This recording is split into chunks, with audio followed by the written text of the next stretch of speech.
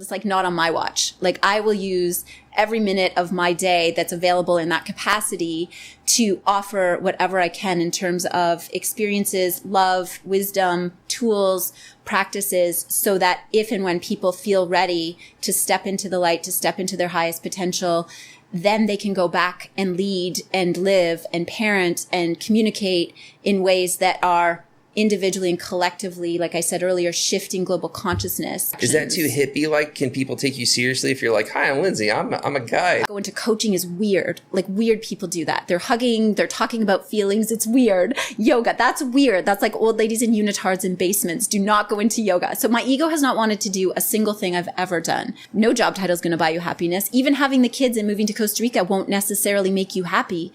That's an inside job. Who am I to like own Nosara and own the magic of this? I'm an expat. I came here just because I came here a little earlier than other people. Doesn't mean I have like full ownership rights to the magic of this town. What would you say to the person who's just like, man, this woman sounds pretty intelligent, but all this hocus pocus mumbo jumbo guide, all this type of stuff, I just don't buy it. I'm trying to show our millions of listeners the multiple sides of you. Yeah. Every single thing I say is deeply rooted in research. The people who really need to subscribe to this might get exposed to the wrong teacher. I notice I'm feeling like a little bit nauseous in my stomach right and now. You can't change this. This is just, hey, conversation. You're describing that old saying, small town, big hell. Lindsay, I am happy to have you in. Thanks for coming to the studio. Thank you. I'm really excited to be here. We've known each other for a while, and it feels fun to kind of jam in this context. Yeah. Quickly introduce yourself, and I'll get right into it. I know my first question right away. Okay, so my name's Lindsay, and right now I'm really excited about my business. It's called Alive and Awake, and I've been coming to Nosara. This is going on to be our 15th year, and I tell you a little bit about my story is I started out in the corporate rat race. I went to an elite business school, got recruited into this crazy, wild management consulting job, and at a very young age had kind of checked off all the boxes of all the things I thought you were supposed to do in life. And luckily it happened quite young. I got kind of to the top of that mountain of success at that stage and looked around and thought, is this it? There's got to be more. And I was filled with chronic anxiety. I had a mouth guard because my jaw was locked all the time from stress. I was working like 14 hours a day, crunching numbers in this bank tower that was like freezing cold because there was too much air conditioning. And I had a real awakening / shattering at that time in my life of realizing that the dream that I had worked so hard for was somebody else's dream. I was just kind of going along with what the next great achievement was, mostly to compensate for my own anxiety. And I felt that by controlling all my external circumstances and overachieving and really getting onto this perfectionistic path, it was actually my way of self-soothing in my anxiety. And so that awakening I had in my kind of early 20s was profound and massive. And in that time, I decided to leap into my greatest fear, greatest terror, which was to step off this predictable A-track life that I had so carefully crafted for myself. And I ended up taking a leave of absence from this ideal thing that everybody else wanted that I had. And I stepped into the unknown. I leapt off the edge of a cliff, quit that job or tried to quit that job. They actually ended up letting me take a leave of absence, which was one of many, many lessons I've learned about stepping into the unknown, stepping into your fears, that we always think it's going to be the worst case scenario. And more often than not, it's the best case, or at least way better than what we anticipate. And so I went traveling around the world and started to see how people in other countries lived, in other cultures lived, and really was aware of this Western obsession with overworking, overachieving, which, as we know from society, is leading to a lot of dysfunction, mental, physical, emotional trauma, really pervasively across society. And I studied people from different cultures who, instead of living to work, were working to live. And so I had many, many, many profound experiences in my travels. And specifically, one of them was in Thailand. going on a little riverboat cruise in the backwaters where all the local people lived was across the river from the opulence of Bangkok. And I had come from this world of downtown Toronto, of Bay Street, of kind of the wealthiest of the wealthy in this country that was one of the wealthiest countries in the world. And there's such a sense of dissatisfaction, anger, sadness in this wealthy kind of hub that I had come from. And going through these backwater tour to go to this floating market, I saw this group of little boys who were about 6 or 7 years old, swinging on this rope swing in little tighty-whitey underwear, landing in the river, and they were living in houses that were about the size of this room with often 3 generations of people. And what I saw were these looks of complete elation, complete joy on their faces. And for me, it was one of the greatest awakening moments I've ever had about really asking, what is success? Mm-hmm. What is wealth? What is abundance? And the pursuit of happiness, and all these phrases that we hear about, how misaligned so much of the Western world is, in my opinion, and how misaligned I had been in my past. And that was the catalyst for me to completely transform my own life, and through my own transformation, use my life as art and as a giant social experiment to figure out what has people thrive, what has people, I've done deepest dives into almost the entire spectrum of human nature, everything from the darkest kind of underbelly subjects of serial killers and all kinds of things, right on up to my massive obsession, which is positive psychology, leadership, human potential, and now really ultimately about how do we shift the collective consciousness of the planet and help as many people as possible to get on their own highest paths of living in a state of joy, love, gratitude.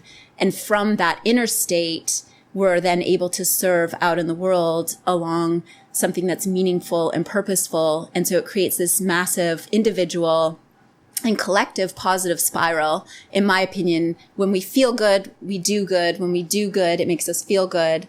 And so that's where I'm at in my journey at this moment in time. Wow, that's a heck of an introduction. I told you. I was like, I don't know what's going to come out when I start talking, but something will come. That was great. Okay, so you might have answered my question already, but my question is, what aspect of your work are you focusing on with your consistent Instagram beach messages every day? Like, what are you doing out there? It's amazing to see. A lot of people have a good day. They get fired up. They have some stuff to share, and off they go. Tra la la. You're there every day, and you're dancing around on the beach, getting after it. So I want to know what's going on. So fill me. That's my first question. I love that you said dancing around on the beach, because dancing is one of my greatest joys. And it's really the evolution of my journey has been hilarious and absurd. And I thought I had it all figured out. I was a real planner. I'm really strategic in my thinking. I'm very analytical. And I love that the more I think I have life figured out, the more the universe is like, ha ha ha, silly child. You're so cute with all your plans and all your things. So how did I end up dancing joyfully on the beach in Costa Rica? Mm-hmm. That's a great question. I started coming to Costa Rica right after, a few years after that year of travel that I shared with you.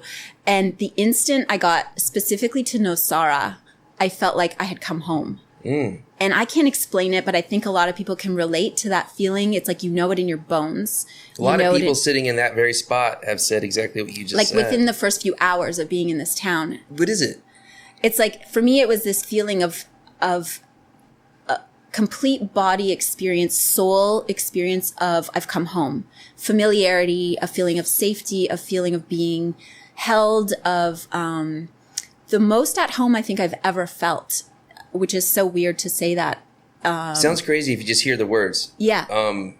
I would think you're crazy too if it hadn't happened to so many of us. And it's weird how a place seems to have some sort of if I can make up a word, it's like sticktivity. Like, yes. Nosara is sticky. Yes. People come here every year who travel all around the world constantly, and then they come back here. And I always ask, it's like, what is it? And a lot of people are like, I just feel comfortable. Yeah. I don't know. There's something about this place that's so sticky. Like, what's that about? So I would you just defined it yourself. I would just say that my soul has come home here.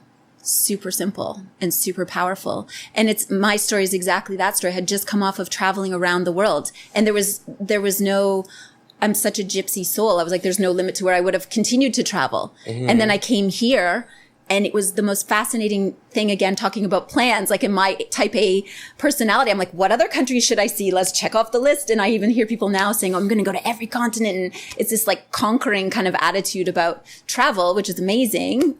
But I got here, and it's like my soul had come home. And from that year on, every year since, which is going on 14, 15 years, I came back here every single opportunity for every vacation I ever went on, except for one when my parents invited our whole family to Mexico. And I learned from there how much I really love Nosara. Yeah. So that was exactly my story, this like global gypsy traveler. And I got here and I was like, I never need to go anywhere else again. And so for me coming here, I was still very much in that concrete jungle rat race life. I ultimately ended up going into transformational leadership coaching and going back into that corporate space as a coach, as a leadership sort of guide.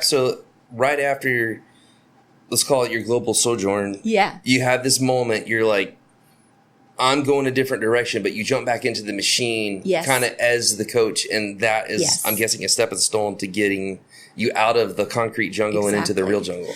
It's really interesting because I think that when we talk about, I call it ego versus soul.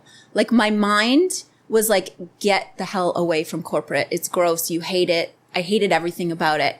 My heart and my soul were like, there's something there for you. And then there's also this idea of calling, of what's being asked of us. So there's what we think we should do and what our minds and our egos are sort of telling us, like we should check off the boxes. And my ego at that time was a little bit jaded about corporate because I thought it was gross and I hated the whole thing. My heart, and ultimately what the universe had bigger plans for me, was that I kept getting asked to come in and do workshops, to do coaching. And because I had no attachment to it, because I really didn't want to do it anyways, I really wanted to rescue people from the machine. And I wanted to get them transitioned out, and I wanted to get them starting their own businesses or doing all these things. But what I realized and became really humbled by was that not everybody wants to leave the machine. That was my reality, and that's my dharma, that's my purpose on the planet, but that's not everybody else's. Similar to a religious conversion, or when someone takes up a new health habit, or they stop smoking or drinking, it's like, I'm doing this, so you should do it too. Oh my gosh, I love that you said that, because I see it now all the time, because I've been kind of, we call about being in the work. I've been on this deep path of growth and transformation for many, many years now. And I see people who are just kind of having awakenings or awarenesses. And I can always tell that somebody's newer in their journeys because they're trying to convert everyone around them. And there's a humility in my experience that evolves over time of understanding that my path isn't everyone else's path. And also, by the way, I know nothing. I know nothing even about my own life, never mind what everybody else should be doing. So I'm just going to zip my lips and listen, and I'm going to do me, and everyone else can do them. And if it's of service, I offer my offerings to people who are hungry and excited and waiting for it. And otherwise, I mind my own business. I lead by example. I live my life. I live my values. And so what happened though to me was that I kept getting invited back into corporate, into these, like sitting across from CEOs, CMOs, being in that like Accenture and Procter & Gamble and these top tier companies. They wanted what I had to offer, which was basically like truth and love and a lot of these different ways of thinking around transformational leadership. For me is really about tapping into your purpose on the planet and living aligned with your passions.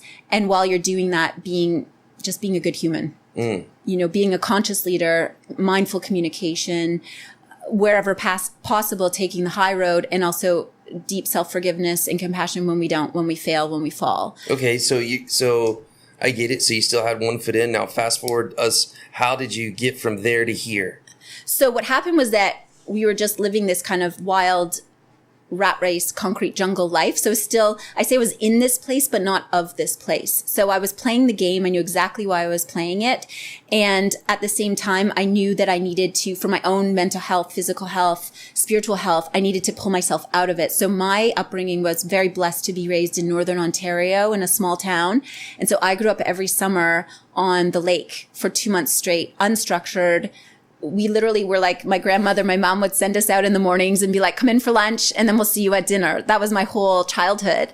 And so I was blessed to have a deep connection to nature, a deep connection to family, to tribe, to community. And so when I got to Toronto, to this big city, it was really foreign to me that people worked that much, that people weren't connected to community, that people were so disconnected from nature and all of these things. And so I was insistent on crafting my career in such a way that I could have 2 months a year up at the cottage, because that was non-negotiable. And especially once I had kids, even when I didn't have kids, every summer for 2 months, not 2 weeks, not a long weekend, 2 months solid, July and August on the lake, which I do to this day. Wow. That was my number one priority.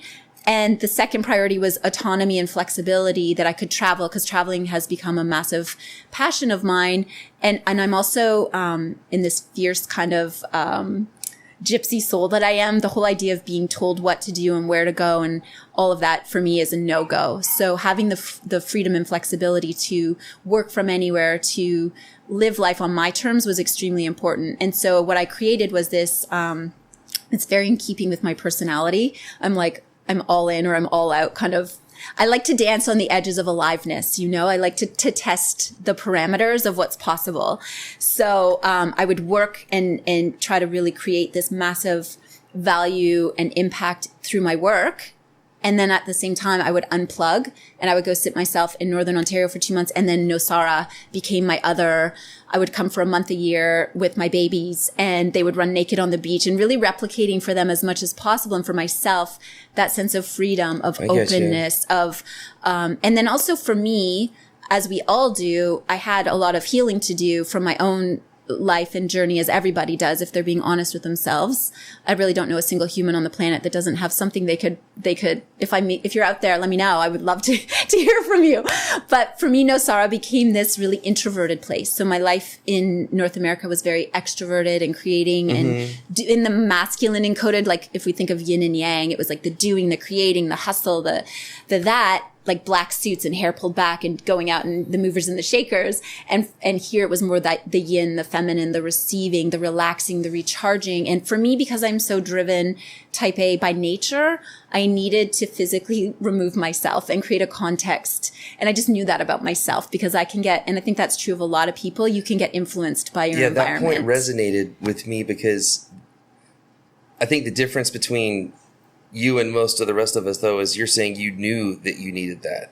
Most people come here, I think, and it happens, and that's why they keep coming back. Yeah. Like they have that moment of, well, I felt really peaceful there. Yeah. I decompressed a little bit there. I wasn't expecting to feel that quite like that. I want to get a little bit more of that. And it kind of turns into this addiction to get away and into a better spot. I love that you used the word addiction, because that was, I think partly because of how I was raised in a small town where when you get into a big city, and this is any big city, New York, LA, London, there's this scale that allows for you to get into a bubble of thinking that way of living is normal, that overachieving, that more is more, that you don't have to be a big city. That's just about everywhere now, I think. It's everywhere in its microcosms. But if you have absolutely no exposure to other ways of living, like in a small town, like I would go to a school with kids from all different walks of life. My family, I have my dad was a physician, my mom's dad. So I came from very much a service family. My mom and my grandmother were like the maternal figures for everybody in town. So we were very highly aware of all different realities, all different, the importance of service, the importance of community. For me, the importance of tribe, of connection was far beyond money, success, ego. That just was, I also happened to be an overachiever by my personality, but it was never ingrained in me from a values perspective that my worth came from being smart or being successful or being recognized externally. So I had that gift in my upbringing, which I was able, I think, to bring. That's why when you're saying other people wouldn't have had that self-awareness, I think it was, which is partly the reason I raised my kids in small towns and in very exposed ways to other ways of living, because I think people can create a lot of suffering in their minds if they think that their whole self-worth is based on their job title or their money or the number of cars they have or the number of people they sleep with or whatever that may be. Well, if expectations govern happiness. Exactly. In a lot of ways, if that's the case, and we're taught and we think, hey, I have to win at this, or I have to get to this level in order to make it, quote unquote, that is a source of misery. I can speak for myself. It was always, I want to live a different life. I don't want to work at some basic job and be bored and died having never like really done something. Like I wanted to give it a go. Yeah. And learning to qualify that as I get older, it changes. Yeah. How has it changed for you? At first, it was if I had the money to make it to Costa Rica, like on my own terms, and I can move down as like, and have freedom. I was trying to get here to accomplish the same thing you and everyone else was. I wanted to be free. I wanted to raise my family in a different area, all that same stuff. But I wanted to make enough money to come do it on my own terms. Well, so I worked my 20s and early 30s, same thing, same story, shooting up the corporate ladder, having a lot of success. And then when the crash came, I lost everything. So I had been designing life to go around the circle this way. And then right as I thought I had it kind of figured out, God, universe, life, whatever you want to say, smacked me. And I ended up going back around the circle the other way, but I lost everything in the process. But ironically, I landed exactly where I was trying to be. So humility is a pretty bitter pill to swallow. And I really worked everything I had to get here on this way. And who would have thought, right before I flew away, I got to give a shout out to an old friend named Lance. He goes to me, Burnham, whoever thought you'd be moving to Costa Rica poor and broke? I love it. And now you're moving there poor and broke. You were trying to make all this money.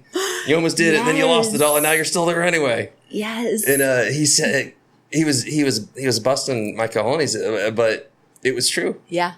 And it's something I still carry around to this day. So now that being said, I've had to get here. I've had to work my living butt off. This is a competitive, tiny little weird, strange town. And in my day job, I do my day job because I have to feed my family. And that's the way I know to survive here. And I have a skill set that seems to let that happen. But it's not what I want to do. What I want to do is go create a community center and do all these other amazing things and create like many little TED Talks around here and bridge the Ticos and the Gringos. But that's another story. Let's get back to you. So you're now dancing around on the beach. Happy as could be. And it seems like you pulled it off. You have a beautiful family. It seems like you have a beautiful life. You're doing exactly what you want to do. You did a TED Talk recently. Tell us about that. Okay, so I also wanted to loop in something that you said about addiction, and then I'm going to talk about the TED Talk because it's linked. Right. So what you're talking about as well, and this is something I saw in myself, was that we can get addicted to success. We can get addicted to achievement. There's actually lots of research about the dopamine hit. It's almost like it's the exact same hit as doing cocaine. So this hit of productivity, of achievement, of all of this stuff. And so when you say like, how did I have the awareness to come down here? I knew that of myself, that I could get easily sucked into. I think that every blessing can also be a curse, right? Anything taken to its extreme can become toxic. So in my case, having this drive, having this, these abilities and this ability to achieve could very easily slip into overachievement, which can easily slip into burnout. And I see it pervasively across my coaching practice for the last, my entire career. Hey, you have to stop defining me on the podcast and exposing that hurt, all that stuff you were just saying, Lindsay. The truth shall set you free. Don't worry. It's better to know than not know. So that's what I knew of myself. And so for me, again, the container of Nosara, I would come down here. I would let my kids run naked on the beach. I would give myself the space and the time. And I had to force myself because I know this again of every overachiever I know, every kind of person with that. And the slippery slope of it is that that's what society rewards. I was literally winning awards. I was literally being given bonuses and promotions because of this ultimately toxic behavior that I was having, which was overworking, overachieving, not feeling enough, trying to control everything because I was rampant, filled with anxiety. I was just about to say, for me, a lot of my personal issues would come back to anxiety. Like I have a really, really hard time relaxing. Unless everything's in order. And especially after I became a father, it's like, wait, I got married, I have kids. Oh God. It's like it quadrupled in my mind what I basically, maybe it comes back to religious upbringing or something, but it's just like, no, you can't have fun. You can't relax. you don't deserve that yet. Once you get financially stable or to this point or to that, this or the other, that's when you can relax, and only then. I love that. So I'm going to pull on so many threads that you just said. First of all, that imprinting of our childhoods, whether it's religious or educational or familiar or whatever it is, those values or those belief systems that we pick up, such a critical and important thing to do. And I think that's why traveling or coming to a place like Nosara is so profound, because you get to meet people from around the world, different culture, different pura vida lifestyle. It really flies in the face, I think, a lot of how many of us were imprinted as kids. And this belief that I'll be happy when is so pervasive, right? I'll be happy when I make X amount of money. Yep. I'll be happy when I have kids. I'll be happy when I move to Costa Rica. I'll be happy when, all externally validated circumstances.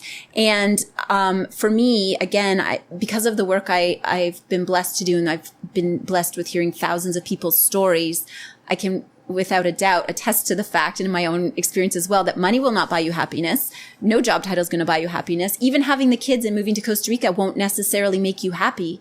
That's an inside job.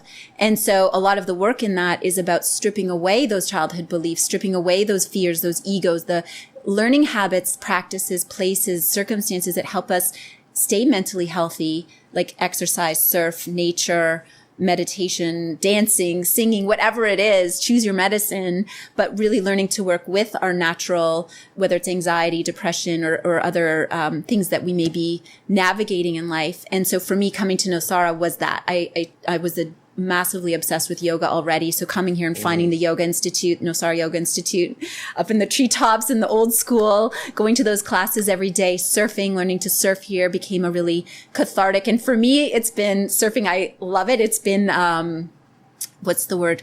A place for alchemy for me. I have just starting to get into the bliss state with surfing. More, it's been for me a place to face fears and to really kind of develop grit. Yoga for me is also that, but more really deep connection to self, to spirit, to flow state for me. So that's what this place was. And I remember I would come for a month, and by the end of the month, I would have so decompressed. My kids were wild and free. I was really integrating many dear friends in the community, seeing many of them start as kind of young, whatever, our babysitters or surf instructors or whatever, and then becoming entrepreneurs in the community and watching this community grow and being so proud and excited of the whole tribe.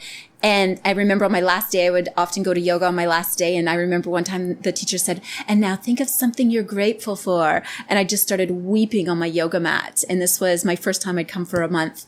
And what became clear to me was that I was so deeply grateful for this town and for this time here. And I knew in that moment that I would never not come back for a month a year. And that's when Nosara... It became the lake. Exactly. And that's when my whole life changed. And from that point on, it was really committed to transitioning our family here. And ultimately, there was a moment, and I think you will probably relate to this. There was a moment about 4 years ago when Nosara had been my cocoon. It had been my safe place to come and go inside and release all the other noise of life and really do my inner work, to be honest. I wouldn't chat with people. I wasn't here to go out and chat and meet people. I really would chat with people if I happened to run into them on the beach around sandcastles or maybe out on the break. But other than that, it was very much an internal time and place for me. And I remember once walking down the street about 4 or 5 years ago and seeing like half of North Toronto that I knew walking down the street. And I was like, oh my God, they're all here. And I had like a mini panic attack of they're coming to me. Like I've been trying to get away from that whole world. And I kind of got a little mad. I was like, why are they all coming here? And then I was like, oh God, it might be partly my fault. I think I've been telling everybody about this magical little town in the jungle. And there was a moment where I was like, I got to get out of here. Like I have to clear out. I want to go somewhere where I can be anonymous, where I can be introverted, where I can not know anybody. I grew up in a small town. I was like, all this stuff. And I really value privacy and I value that. And I had a little hissy fit, like a little pity party for me for like about a month or so. And I was like, I'm out of here. This place is, everybody knows about it. I know everyone here. And then I had this massive, like we call it a spiritual smackdown, my girlfriends and I. It's like when you have this like, get over yourself. And I was like, you know what? Who am I to like own Nosara and own the magic of this? I'm an expat. I came here just because I came here a little earlier than other people. Doesn't mean I have like full ownership rights to the magic of this town. And I also realized that in my own deepest transformation here, I had an ability to curate and create experiences for other people to facilitate their transformations and accelerate their journeys to their highest potential, to their, their ultimate lives that they desire to live. And so in that moment, I changed my attitude, I changed my perspective, and I decided to embrace growth and embrace transformation and use my deep, intimate knowledge of this community, of these people, of the geniuses in the jungle, I call everybody, to curate these really profound transformational experiences for these elite global leaders who are going to go out and run their empires one way or the other. And you mentioned earlier about Darth Vader and Luke Skywalker. And I'm like, I will do everything in my power to get as many people as possible aligned to their light versus their darkness. And if they're not ready, that's fine. I have no judgment. But it's like not on my watch. Like I will use every minute of my day that's available in that capacity to offer whatever I can in terms of experiences, love, wisdom, tools, practices, so that if and when people feel ready to step into the light, to step into their highest potential, then they can go back and lead and live and parent and communicate in ways that are individually and collectively, like I said earlier, shifting global consciousness. And so Nosara is now for me this beautiful container for me to be able to hold space for anybody who's ready to make that kind of transformation. And the crazy talking to myself and dancing on the beach in the morning is because so many of those people now have come through here in my groups. And I work one-on-one with people I just had a call this morning with somebody from Europe. So I'm on Zoom. And in Costa Rica and Nosara specifically are characters. They're guides in these journeys for people. So it's like Nosara is like my wing woman. And so, you're connecting them. I'm connecting. And when I'm on the beach, I'm going to use, I get inspired. I see the birds. I see the sunset. I feel the deepest sense of connection to spirit, to nature, to life, to love. And it's like something takes over my body and I get like sentences start forming in my ear and it's like a message starts coming to me. And sometimes I get annoyed because I have to run and go drive the kids. And I'm like, I don't have time for a message right now, but it just won't stop. And it keeps coming in sentences and sentences. And I've been humbled enough by people who have messaged me and said, thank you so much. That's exactly what I needed to hear that day. Or thank you for that picture of the waves today. I was having a really tough morning and that just brought me this sense of peace. And I just was able to shift my entire day. And I have realized that these are not messages for me. They're messages for somebody out there. Gotcha. And I'm just somehow able to tap into collective consciousness or intuition or whatever you want to call it. So you're being the best conduit you can. I'm literally just a vessel. I'm like here in service. That's it all day, every day. I'm like, tell me where you need me to go. Tell me what you need me to do. And so when I'm out there dancing with the phone and talking to nobody and everybody all at once, it's because somebody out there needs to hear something that is coming through me. And I never even remember what I say. I have to go watch it later and be like, what did I just talk about? And for me, it's again, this idea of service and of offering, because I could easily walk that beach every morning and take it all in for myself. It is stunning. I can go do all these things. But for me, it's like, who am I not to share this bliss if it's true for me in that moment? That's not to say that every minute of every day I'm sharing. I'm not. I'm very intuitive about when and how and where I'm inspired to share. It's not an obligation. It's not a duty. It's not a schedule. But when the spirit moves me, whatever spirit you want to think about, creative spirit, highest spirit, whatever, I'm here in service. And Nosara is not mine to keep. And the magic of this place is not mine to hoard. I feel that I'm able to offer just a tiny taste or a tiny glimpse to whoever may be meant to receive it on that day. And if it's a 15-second Instagram story on their way driving through traffic, well, actually, I hope they're not watching the story in traffic. So let's say sitting at their desk in the job that they hate in the beige cubicle, and that tiny little thing gives them a little tiny fraction of hope or joy or breath or love. Then for me, that's a day well spent. It's a moment well spent. And it comes deeply from a place of service. And I had to get over a lot of feeling weird and ridiculous and all. So let me ask you about that. I want to interrupt you. Well, first off, I'm going to plant the seed. I'm going to pull the rug out from under you here in a second. And I want to know about your Nosara dislikes. But before we go there, first I was going to say, does it take courage? Did you have a moment of like, I feel called to do this. I need to do this. I kind of want to do this, but also kind of don't want to. And the shame and the weirdness, the awkwardness. Yeah. How did you wrestle with that? I'm interested in hearing that. Let me be really clear, because I think people look at like anybody's Instagram or Facebook and they're like, oh, they have it all together. They think you're perfect. You're so perfect. Great. Your life is perfect. I will all day, every day say that I am the most perfectly imperfect human on the planet. And if you go deep within my Instagram, should you care to ever do that, you'll see lots of beautiful stories about shadow time and tough times. And I go through massive, I'm relentless about seeking truth and honesty in my own life, which for better or worse forces me to face all of it, all the shadows, all the tough decisions, all the fears, all the everything. So specifically around this, I have never wanted to do anything that I've done in my life. My ego is like, hell no, do not quit this corporate job. Hell no, do not, go into coaching is weird. Like weird people do that. They're hugging, they're talking about feelings. It's weird. Yoga, that's weird. That's like old ladies in unitards in basements. Do not go into yoga. So my ego has not wanted to do a single thing I've ever done. My soul and my heart are driving the bus. And it's usually after giant smackdowns that my ego finally is quiet and goes along for the ride. Can I ask you a question? Yeah. So I'm interested in knowing that moment. I'm always, whenever people make the decision that they are scared to make, I'm really interested in what was the catalyst. So my suspicion is that the spiritual beatdown is the catalyst to take that. And if we don't listen, and if we don't have the courage, and if we're not willing to take that leap, then expect the beatdown to come soon. Is that what you're saying? Yes. And I will also say that the stronger you are and the more resilient you are, it can be a curse, because the spiritual smackdowns need to be stronger. Right. Because you'll just keep dealing with the pain. Because you're like, I got this. Exactly. Like, I'll just push harder. I'll just go longer. So for me, some of the shatterings have been massive and profound. My work over time has been to, I say, listen to the whispers before they become screams. So now it's like using my morning beach walk, my surfing time, my yoga practice to check in with my highest self regularly, as opposed to ignoring what your soul or your heart is telling you for 10 years until you end up with a physical illness, mental illness, whatever number of catastrophes that come when you ignore the truth of your soul or your heart for long enough.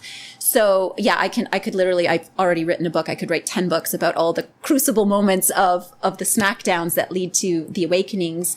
And then specifically around social media, the very first one that I did, again, I get these like intuitive hits, like, you should do a FaceTime thing or Facebook Live. And I was like, this is so awkward. This is so embarrassing. This is the last thing on the planet. I'm super private. I'm very introverted. It's ironic that my career and gifts happen to be around speaking and articulating, but there you have it. There's the irony of life.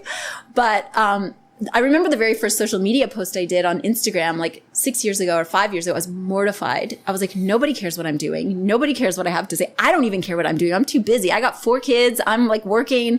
I don't even care to tell somebody what I'm doing. But again, the sentences were coming. And so I started that. And I remember first time I hit post, I was mortified. Like, I wanted to crawl into a hole and bury my head and never see anybody again. And I did this 21-day challenge. Was the first time I started sharing on social media. And it forced you to do, and I just committed to it. So discipline, commitment, leaping into your fears. These are some of the practices and principles I share in my work and I practice in my own life, just forcing myself to do it once a day. By the 21st day, I was less mortified. And then I started getting feedback from people saying, thank you so much. I really appreciated what you shared. I've never thought of things in that terms. Or I really appreciate your honesty. I get that a lot. Like, thank you for being so authentic. And for me, it's mortifying sometimes to share that. Now it's less mortifying because I've done the inner work. I really don't care what anyone thinks about me. I have no shame, no guilt. I've done the work. I've done deep dives into a lot of those shadow parts of myself.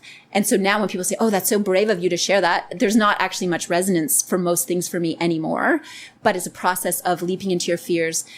The cure for shame or embarrassment or fear is really to name it and bring it to the light and air it out. So the truth shall set you free is absolutely accurate. Someone named Fabian, who was on this podcast a long time ago, he's a local architect. One time he told me, he said, Rich,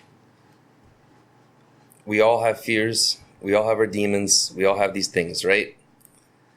The only way to get rid of them is to allow them to eat you. Yeah. And if you can do that, they won't bother you anymore. Totally. So practices I have to share because I'm But that sounds scary. It's totally scary. So you guide people through that process. That's what I guide people through and I have to walk the talk in my life because I cannot do what I do out in the world. I will not do. I cannot do. I physically, emotionally, mentally cannot even remotely talk to anybody else if I'm not modeling it in my own life. That's just like, I'm incapable of it. It's not a moral choice. It's just like I physically and emotionally can't be out of alignment in that way. And that's a sign of actually of really great teachers, because really great teachers, they actually care. They're deep into it. They're mad if you miss class. They're mad if you're not paying attention. Like they're giving a part of themselves to you, and that's what you're expressing right now. You're giving yourself everything you've got to these people who are believing in you. So you have to be in it with them to really connect. 100%. I don't ever see myself as a teacher or a guide. I say a guide because I see it's like if you're walking through the woods and I just happen to know some trails, I'll show you the way. But I'm not like in any way top down telling anybody what to do ever. I'm not a guru. I don't even like the word teacher necessarily in the sense, but I do have some tools. What word do you like then to describe yourself? I like guide. Guide? Like I have a flashlight. I know a few directions. Is that too hippie? Like, can people take you seriously if you're like, hi, I'm Lindsay. I'm a guide. I don't really care, to be honest. So talk me through that then.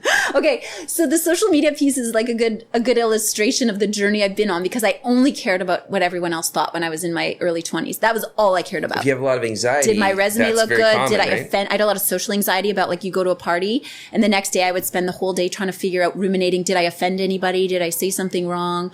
Whatever that may be. All right. So let me ask you a question.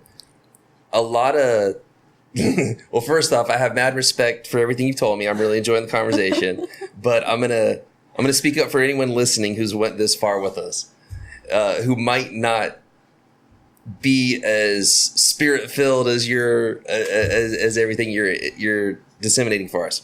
So here's my question.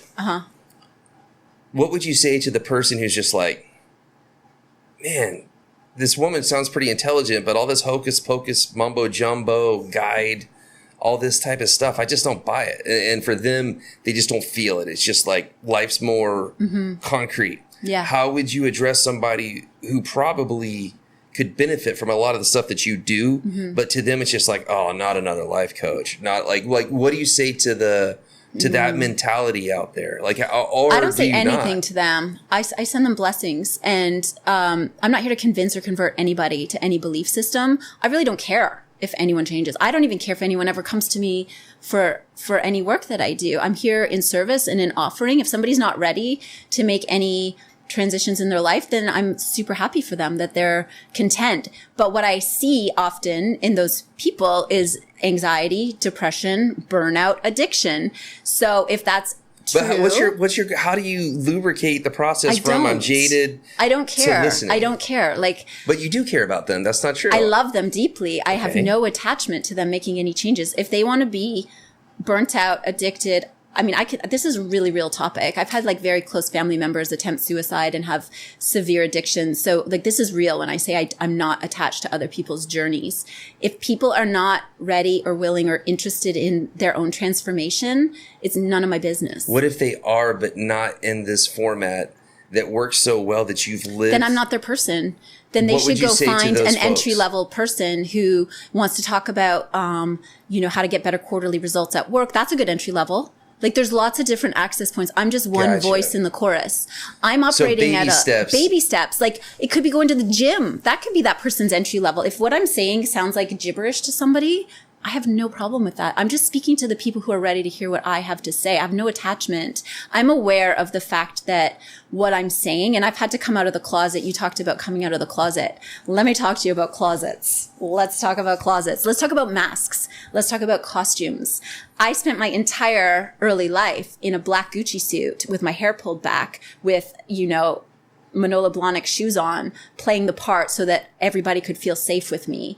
And I went in and I talked to them about quarterly results. And I can talk to you all day, every day about leadership, about performance. I could quote you statistics. I started a PhD in leadership. Like, I can talk to you about things that make people feel safe. That's not the conversation I want to have anymore. There are loads of people that can have that conversation. And if that's the place where people are at, that's where I was serving. Okay, so for what much about of my people career. Who are in the middle?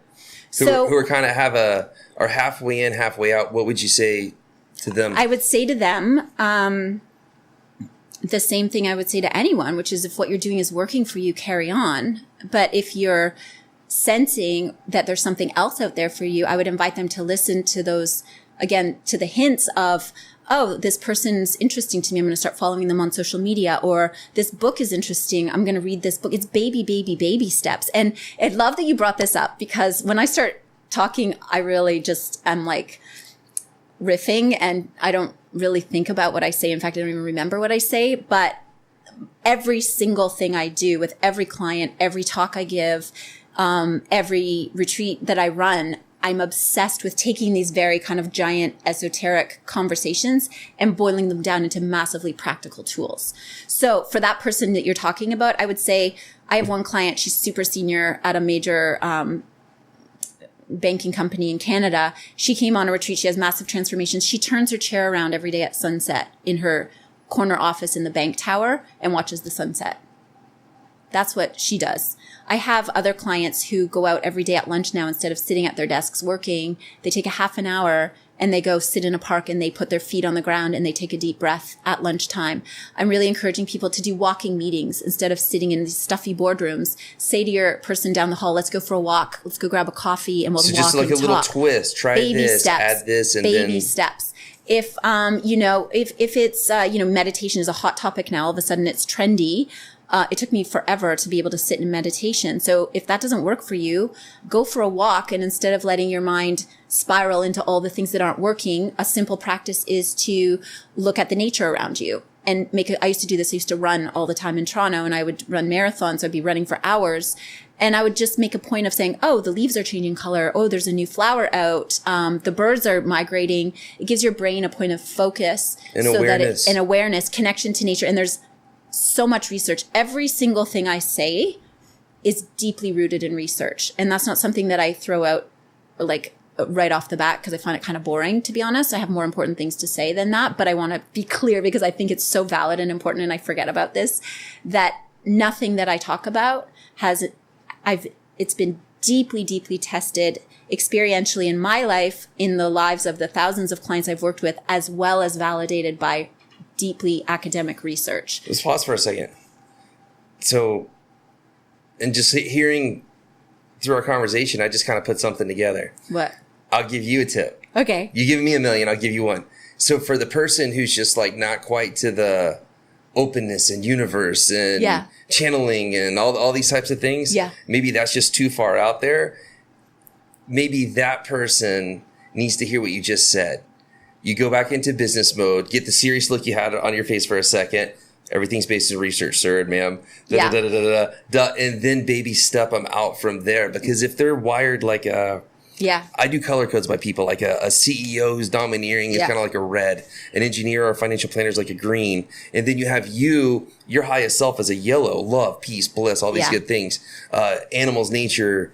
And then a blue is just all about fun. Yeah. So if a red comes into you, a red's not wired to listen to a yellow because a yellow is just about this hippie nonsense. Yeah. But the red needs you. Yes. So badly, that's such a good point. Thank you for saying this, because in this context with you, I'm feeling yellow. My entire career and my entire client base are red. I'm trying to show our millions of listeners the multiple sides of you. Yeah. Because if they just see yellow, the red who's watching is like, yeah. So what I do now, and you mentioned my TED Talk, the TEDx talk.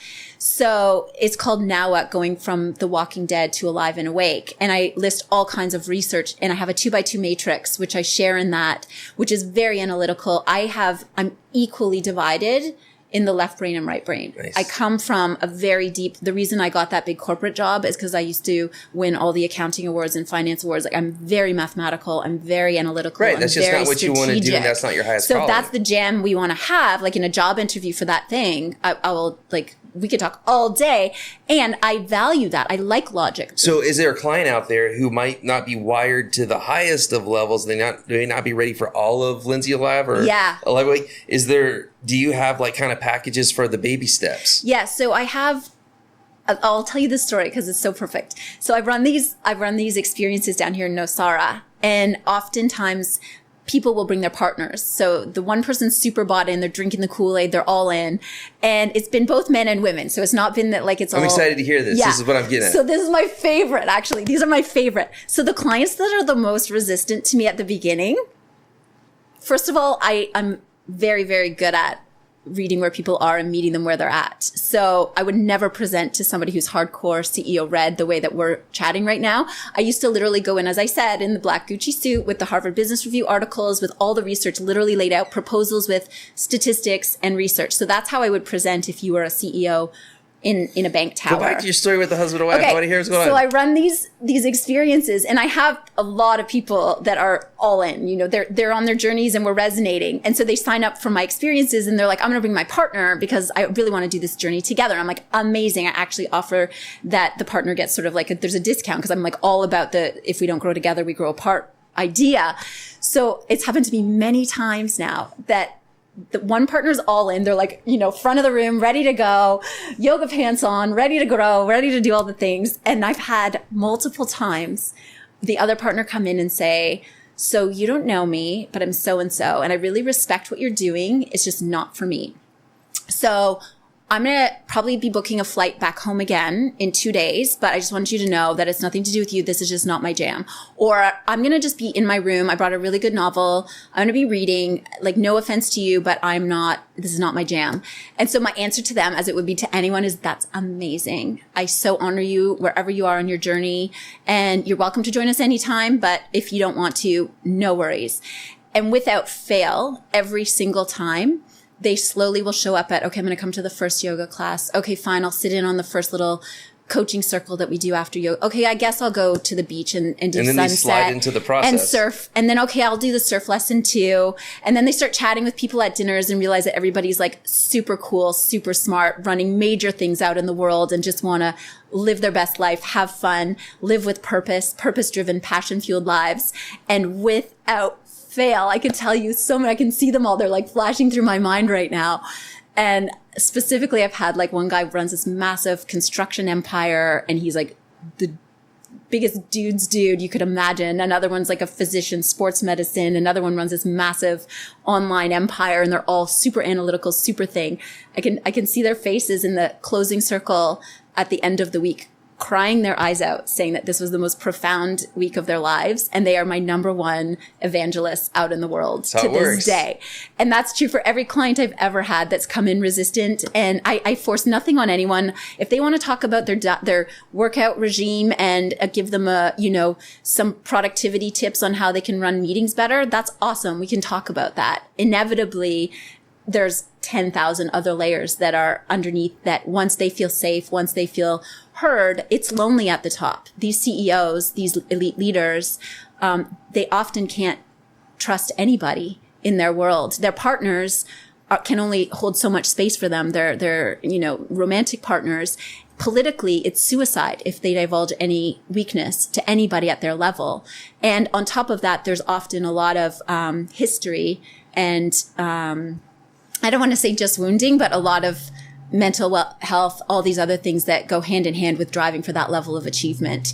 So I think one of the things I'm actually really great at in life is seeing people's souls. And one of the things I'm able to do is see them exactly as they are and fall really in love with them exactly as they are, with no judgment, no expectation of them changing, while at the same time I can see their potential for what's possible for them without any attachment to them ever getting on that journey. And I think people sense my love for them, my compassion for them, my acceptance, and also that I'll play with them in any field they want to play. Like if you want to play the analytical, logical reasoning game, I'm so happy to play in that realm. If they want to talk about something that's in a different realm, I think one thing also I will say, because I've done so much inner work on myself, that I have a really wide spectrum of places that I can hold space for people on. Maybe that's the final answer, because what I was going to ask you, what's the tipping point to get a naysayer into it? And again, at first you were real hard. If I'm not right for him, I'm not right for him. But in sharing those stories, you answered all of my questions. I get it. I kind of equate all of life as cells in some manner, even if it's just going to the restaurant that you want to over your kids or your partners. Children are amazing salespeople. Just drive past a toy store or something like we're almost everything is some sort of sale. And in your line of work, it seems to me like it's this. I mean, I hate to use terms like elevation or lower or higher, but words are all we have to work with, so I'll give it a try. What you're shooting for and what you like to do is really high level growth stuff. Yeah. An ideal person for you is somebody who's like, listen, I'm open to this. Help guide me through this forest. That's like, that gets you fired up. Yeah.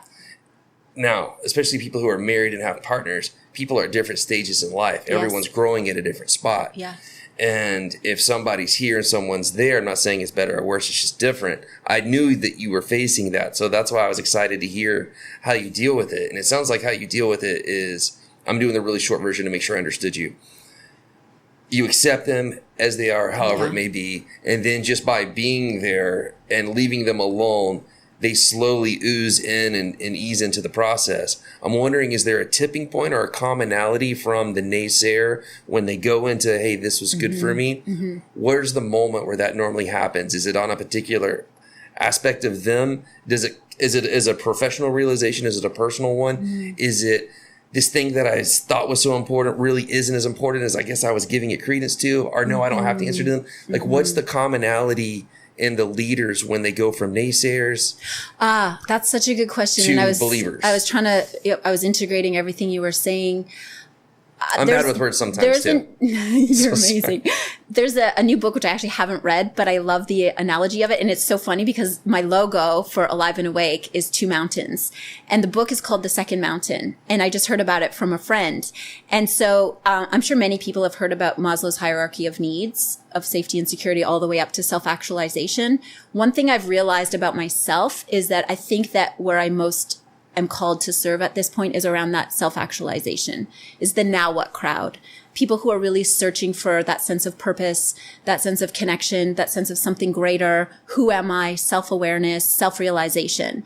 So that's just the realm that I'm playing at. That doesn't mean that the other levels aren't important. Safety and security is important. Emotional connection to other humans, it's all important. You found you're comfortable. That's just where I'm at in my own journey. Therefore, that's where I feel most aligned to serve. Sense. And the Second Mountain book is basically about that most people are climbing and climbing and climbing this first mountain, which is about success, money, title, checking off all the boxes. The people that generally come to me are the people that have reached the peak of that first mountain or are on their way to reaching the peak and realize they could, which was my case as in my early 20s. I'm like, I know exactly how this is going to go for the next 20 years. I'm going to go do this, then I'm going to go do an MBA, and I'm going to do more. So I kind of had mentally, emotionally realized I could reach that peak, and they get to the top and they're like, oh God, is this it? Now what?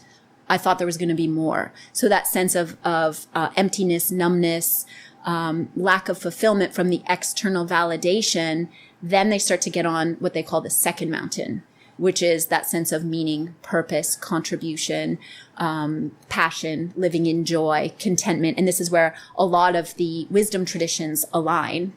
And there's lots of different language.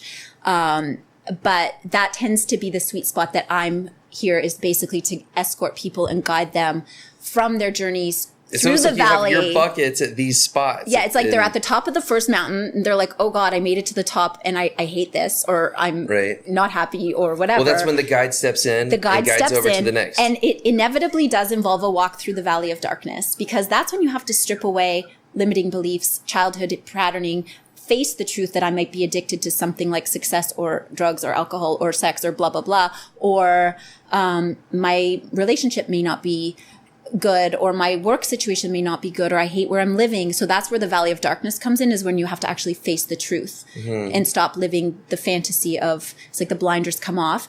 Then once you do that work and make meaning of the suffering, make meaning of all of the internal work, then that's when the work that I do is to help people get real clarity. And that's what you were asking about. The TED Talk is all about, I think the ultimate formula for success is to lead a purpose-driven, passion-fueled life. So if you have a clear sense of purpose, why you're on the planet, servant leadership is a term they talk about in the leadership literature. And what I love about it is that the research supports that when you have a clear sense of purpose, this is really, really well-founded, very 30 years ago research in academics about leadership that when you have a clear sense of purpose, performance skyrockets, employee engagement skyrockets, and that happens again on the organizational level or in our own individual performance. When I know why I'm doing something, if I'm compelled to be of service, I'm going to get up every day full of energy, full of excitement, full of ideas and clarity. On the other hand, if you do only giving on purpose, it can lead to burnout. So what Nosara has given me and my own, I don't want to say regular stages of burnout, but often enough that I've been humbled to realize there's more to the story than just giving and doing, is I think we also need to fill ourselves up with passion, with play, with rest, with surfing, with human connection, with laughter, with dancing on the beach, with sunsets. And as we fill ourselves up, and again, the research around that, around positive psychology and being in positive emotional states. Barbara Fredrickson is somebody who's done a lot of research on that. Sean Aker is out of Harvard right now. He's doing a ton of research on happiness. Again, it leads to bigger picture thinking, complex problem solving, greater immune systems, mental, physical, emotional health, and performance. So again, this positive spiral to me is the ultimate definition of success. It taps into flow state, which again, there's all kinds of research about how to reach exponentially different levels of disruptive change on the planet, of leadership, of whether it's musical performance, athletics, business, surfing, whatever it is. When you can tap into these highest states of consciousness, this isn't just spiritual woo-woo. This is actually like super scientifically supported neuroscience that we're talking about tapping into altered states of consciousness through whatever means, if it's meditation, if it's exercise, surfing. The whole research around flow state is highly conclusive that when we can get into these states and the ways that we do that, Nosara is perfectly suited to create. The research supports through nature, through movement, through surfing specifically, yoga specifically, mindfulness, community, tribe, sense of purpose, gratitude practices. To me, the Pura Vida expression is all about gratitude. It's like life is good, how blessed we are. And when we speak to local, Tico people, like, how's your family? And they're always like, oh, todo bien, gracias a Dios. Like always this gratitude that I feel I am inspired by the local community. And those are all the key ingredients to thriving, according to research. And when I say thriving, I mean mental, physical, emotional, spiritual, and improved performance. And ultimately, disruptively exciting, game-changing innovations in life. That's when you write the big book, you start the big company, you completely change your industry because you're operating at an entirely different level of existence. What I just heard you say was Nosara somehow or another is like an efficiency location as well as like a battery booster, yes, recharger, decompressor. It's for you, it's like if you want to make your car go from whatever it is to like super efficient, that's what Nosara is for you in your life. That's what you're saying. Yes. It's like this magical container. But you just hit business, personal, inside, outside. You hit like a million different categories. That's because it does. It's exactly that. It helps you to strip away what's no longer needed, tap into that state of rest and play. So if you want to advance, this is a good place to do it. If you want to get after it, sounds like by everything that you're saying, this is a pretty good spot. This is the paradox of leadership as I see it, of life as I see it, is that we think if we push harder and grind more, we're going to be more successful. Yep. Well, most people quit though. Or they burn out or they quit. Or I'm saying even before that, most people get that mentality. I have that mentality because basically everyone's too big a word. Pardon me using generalities here or stereotyping. But most people just quit. One thing I've noticed professionally and everything, people just, as soon as life gets hard, I'm out. I'm looking for the short path. And that's where it kind of got locked in. It's like, all right, so you're telling me if I just keep doing this and don't quit, it'll work and I'll find my spot here. So I could see how society, myself, even got into that. I think what you're doing is what you've been doing your whole life is you were looking beyond it. You achieved success very early. Then you traveled. You're like, wait, they're happier than them. Yeah. Yeah, this other thing's BS. I'm going to get into more of that. And then you did. Yeah. But most people, I guess this is what I was getting to earlier in my questions. Because I keep asking about, what about the naysayers? What about the naysayers? Here's what I'm getting at. If you said the word meditation in 1985 at a corporate board meeting, you were a hippie, stoner, loser, idiot, asshole who should not be saying those things. Totally. If you said it in 95, for sure, there were a couple people who were like, yeah, I'm not fully into this whole Eastern stuff, but I've thought about it, I've heard about it, and I've seen this. If you say it in 2005, now some books are out there. Yeah. Things are moving. And now if you say it in 2015 or 2020 as we're going into that, now it's commonplace. Yeah. But if you said that, I guess what I'm saying is what you do and everything that you're describing so passionately to me, I see where you're at and I'm proud of you and I'm kind of jealous, but in a good way. What I'm saying is a lot of the people still back there, they need to tap into what you have to offer, but because you're off, like really getting after it over here, they're throwing the baby out with the bathwater. They don't realize they should get a dose of you dancing on the beach. They should tap in for a second because just like they ease into the seminars when you're around them, the energy's contagious and it all happens when they're there. But what about that guy who's sitting in his cubicle right now who didn't make it this far in the podcast because it's too hippie? He still needs you. Okay, so I just was reminded of that Nietzsche quote, which I'm going to paraphrase. I don't know it off by heart, but those who were seen dancing were thought to be insane by those who couldn't hear the music. There you go. I am always the one dancing. And some people just can't hear the music. So when you talked about when I started my career, I was already deeply into yoga. I was already doing this emotional intelligence, weird woo-woo stuff. I called it my dirty little secret. Right. Like I did not talk about it in corporate. You would have been marched to the door. Even coaching, I would go in and they were like, is that like therapy? And they would look at me like I was like this leper. They were like, and I was not even, I was using Harvard Business Review articles. Didn't matter. Like business language, I had PowerPoint presentations and I knew because I was reading. I told you I'm good at assessing. Fast forward. Yoga is the hottest thing on the planet. Companies are calling me regularly. Do you know anything about this whole meditation mindfulness thing? We've been told that we have to do it because it's the most important factor in performance. Google's doing it, so-and-so's doing it, and we think we need to do this whole positive psychology, all the rage. So I have no problem when you're like the naysayers. That's my normal. I have no problem. I am always the freakish person dancing on the beach when other people can't hear the music.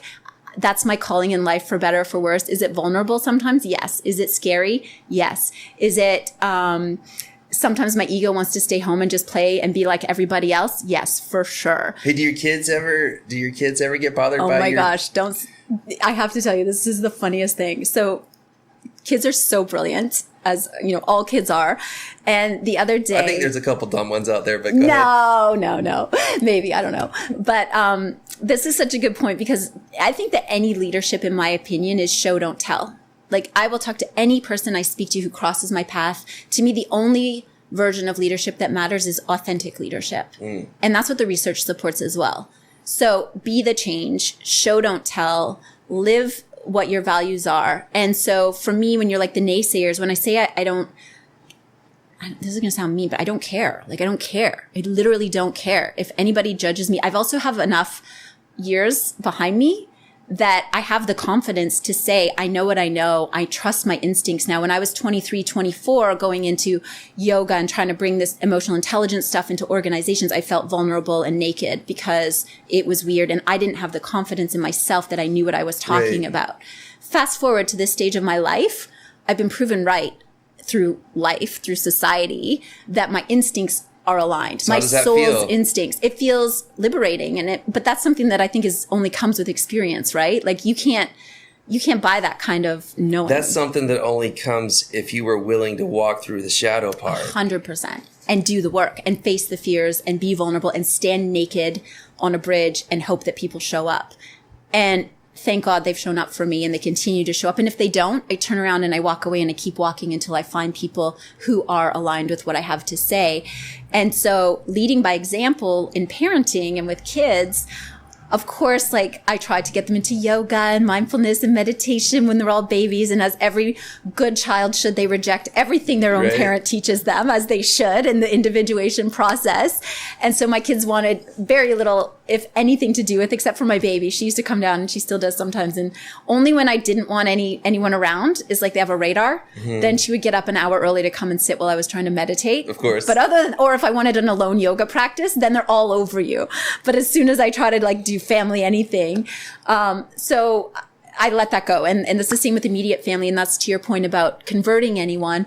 Most times people have to have a massive spiritual smackdown to get humble enough to realize that their ego can no longer drive the boat. And if somebody is not yet in that position, it's the definition of insanity. I won't spend a single second banging my head against that wall. I will turn around and offer whatever I have available to offer to somebody who's dying for what I have to share, who's ready, who's waiting. Is it when, as we discussed earlier, when one person's in, one person's out, and let's just say that the other person doesn't convert, they don't come to Costa Rica for your retreat, they don't get close enough to this new light to get it. Is that the biggest challenge for a lot of your people, is going back to their normal lives and getting kind of... That is. And I also wanted to, I guess, challenge something you said, because I have a different perspective. Because you said all of life is sales. The kids are dumb comment I made? I was just joking. No. You said earlier that all of life is sales, and I appreciate that. But I have a different perspective, which is all of life is attraction and resonance. So I don't try to sell anything to anyone. My entire business and career... I would disagree, but we can debate that. I know. That's why I said I'm respectfully disagreeing with you. But for me, what's been my truth is that my entire business has been built through word of mouth. So people go back and they tell everybody about the experience. 100% of my business has been built through this, like, you need to talk to her. And it's usually circumstantial. It's often when somebody's going through a transitional time, whether they've just been promoted and they feel out of their league, or they're going through a personal crisis or a professional political situation at work where they're feeling really stretched. It's usually there's a crucible moment where they're humble enough and open enough to admit that they need extra support. Until somebody's in that sweet spot. And it's all about being in the right place. Timing is everything, right? That's something we say in business all the time. Timing is everything. And so again, in my career, earlier on, I would try to maybe, hustle and push and convert and get people on board. But now at this stage, partly because I have a certain reputation and body of work behind me, but now they come to me is my philosophy when somebody's ready. So my job is to put things out in the world as I'm inspired to do. So I post my social media, I write my articles, I speak when I'm out at global events, I speak on stages. And if and when it's the right time for somebody to hear my message, I offer, I always make sure to say, if somebody wants a follow-up, so I'm doing the work as far as making myself available to do the work, but I trust that if and when it's the right time for somebody to come, the right person is going to hear the message. And they say it takes somebody an average of 7 times to hear a message before it resonates. So my message might only be the first, second, third, or fourth time they hear something. So I'm not attached to them coming to me, but I am excited about the fact that they got the first, second, third, and fourth pieces of insight, wisdom, or aha, so that when the next 3 come, if it's somebody else, or often it is me, they come back to. I often have people say, I met you 5 years ago, or I saw this thing you posted 4 years ago, and it stuck with me. It planted, and I'm all about planting seeds. And I have no idea if and when they're going to germinate. I have no attachment to them germinating. If somebody isn't on that path in this lifetime, that's none of my business. But when it blossoms, using the seed analogy, I'm here and ready to serve in whatever capacity makes sense. I got you. That all makes sense. I think you're a bit of a master of the drip system. Okay, what's that? I don't know the name. And also, I stand by my comment, all of life is sales. Everything you just described is a sale. And semantics. We're arguing over the connotations of what a word means. Exactly. So you just described a wonderful marketing and sales system to a T. I told you, I'm very analytical. It's just language. I get it. So here's what it comes down to. You have more experience than most. You're well down this road. This isn't like a hobby. You just woke up one day and said, I'm going to be a life coach because my life isn't working out. That sounds like fun. You're the extreme opposite end of that, to where you've done not only personally research wise, you've done the hard lifting and the heavy lifting, and you also have credibility. You have people who are already subscribing to your system, and that gives you freedom. You don't have to worry about naysayers because you're doing just fine. Mm-hmm. Now, flip it around to the new life coach who just went through a divorce. This is a real common one. Just got divorced. I'm free. I'm a life coach now. Yeah. That's the one. I'm not saying it's bad that they're doing that. I'm saying that person is the person making it hard to subscribe to your high levelness and your Jedi level of this, because the people who really need to subscribe to this might get exposed to the wrong teacher.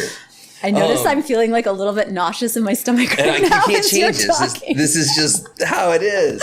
But think about it this way. This is also how it goes but think about it this way. There's good priests. There's very bad priests. I know. There's good car salespeople. everything. There's good used car salespeople. There's good realtors. There's good this. There's good. But there's also a lot of bad.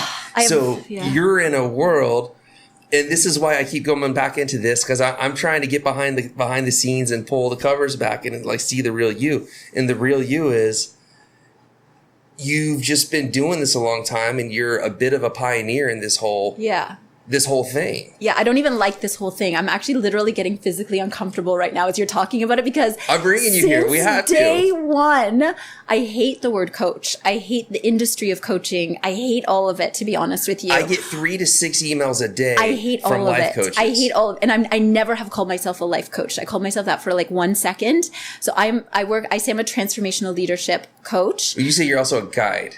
That's why I said the word guide. It feels cleaner for me, because I've been in the coaching industry since its infancy. It literally did not exist when I started. Right. It was in its infancy. People thought I was crazy when I told them that I was doing this. I thought I was crazy. I was like, this is weird.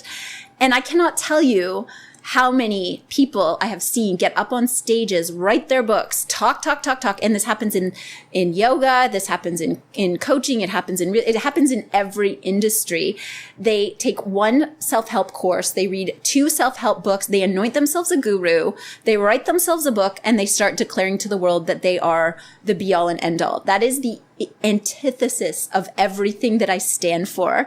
I come from the most humble, like, apprenticeship model of like show don't tell, do the inner work. My coach training is all about the Socratic approach of ask, don't tell. So it's very much open-ended questioning and holding space. I'm a genius at loving humans. I can tell you that for a fact. I'm a genius at that. And I have no advice for anybody ever. I have only a mirror. I have some feedback. I have some awarenesses. I will never in a million lifetimes pretend to know what's good for somebody else to do in their lifetime. So when I see people, the exact thing that you're talking about, I literally cringe. It makes me want to like crawl into a hole and just like never come out, which is why I said to you, I like the word guide. That resonates for me. Mm-hmm. It feels true. That last one, when she got fired up, that was awesome, Lindsay. I loved that. You made me uncomfortable. I'm sweating over here. But that was real. Because I value excellence, and I value humility, and I value learning, and I value doing the work. And I like... it causes you pain when other people don't, but now they're speaking from the top of the mountain. And I don't want to judge even that, and I totally just judged it. It's just so out of alignment for me, because... that's not who you are. There's an arrogance, in my opinion, to thinking you know what's best for others. And to also, this is the other point that really upsets me about it, is that when you have certain ability, energy is contagious. And so if you have not cleared out your own inner work, and that's not to say we don't always, every single day of my life. That's why I'm walking the beach every morning. That's why I'm in yoga every single day, surfing, journaling. I have coaches. I have teachers. I have every kind of support system you can imagine. I'm a humble student and forever on my own growth journey. But to anoint yourself as a guru and to start telling everybody what to do when you haven't really like done a good deep dive into your own inner work, for me feels, it would be like being a physician and reading a book on anatomy and then anointing yourself as a physician. Like, yeah, exactly. It's exactly the same thing to me. I take the inner work as seriously, if not more seriously, than I would any kind of level of mastery in any field. Do you remember at the very beginning of not the very beginning, but towards the beginning of our conversation, where I said, "What do you say to the Reds, to the people?" Where I see the value in what you do. I now completely understand you're not a normal life coach, guide, whatever it is that you want to call yourself. You're not today's version of what people think that is. Like if you say car salesman, people think used car salesman guy in a weird checkerboard. Hey, you know, kind of that. When you say life coach, people have that connotation. It's very clear to me that you're not that. You're something completely different, and you're actually walking the talk, practicing, and you're right in there. I get all that, but I'm close to you and I see it. I want to know, and there's not an answer to this probably, but what I'm saying is more people could benefit from what you have to offer than they know. And I almost feel bad because they have to go through the spiritual smackdown. Yeah. And it seems unfair almost, because there's a whole lot of people, if they just spent 5 minutes with you and you went on one of your rambles for 5 minutes, that energy is contagious. And back to sales, I know you don't like that word. I think everything you do is sales, but I don't mean that in a bad way.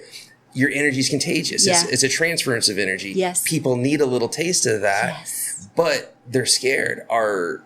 That's true. So that's what I keep chipping back away at. I was a sales trainer in my former existence, and I traveled around the country and taught groups of people how to overcome objections. So every time you're talking, I'm just like, so you tell me, like, what would you say to the Red CEO about me? I'm at a loss for language, because what you just said is my truth. I'm a show don't tell person. I know that my energy is contagious. Language, although I think pretty good at using words, for me is obviously it's not enough. I don't know how to use words to describe what I do. So please tell me, what would you say to that Red, or fine. What should I say? Now I'll be your guide for a moment. Please guide me. I'll put on my guide hat. All right. So what I think you should do is have a way for different styles of personalities to learn about you. Okay. Like what? Well, you're a chameleon. You can put on the dress stuff. You can talk analytics, or you can go to top of Hippie Mountain and go with the best of them. You're wide scope, right? Well, the rest of the world is probably somewhere in their kind of comfort zone. So if somebody's like a hard-hitting facts figures type guy, you should have a way to be exposed to them in that manner. So they don't have to meet you talking about the celestial plane stuff that second.